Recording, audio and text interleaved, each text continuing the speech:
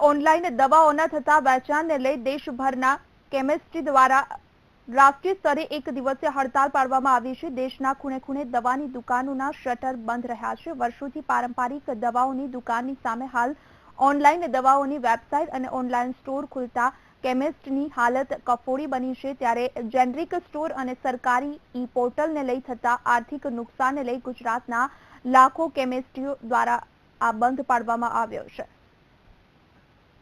કેમિસ્ટોનું જે બંધનું એલાન છે AIOCD all India organisation of chemist and druggist તરફથી પાડવામાં આવ્યું છે અને આનો એક ઓનલાઈન વેપાર જે શરૂ થયો છે અને સરકાર જે સંભવિત ઈ પોર્ટલ લાવવા માંગે છે એના વિરોધમાં થઈ રહ્યું છે।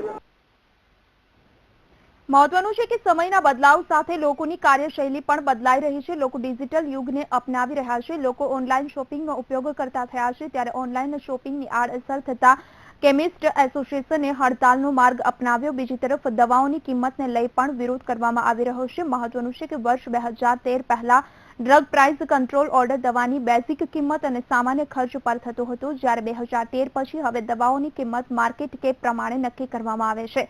જો કે મોટી હોસ્પિટલોમાં આકસ્મિક સારવારને લઈ દવાની દુકાનો ચાલુ રાખવામાં આવી હતી, જેથી કરી ગ્રાહકો અને દર્દીઓને મુશ્કેલીનો સામનો ન કરવો પડે।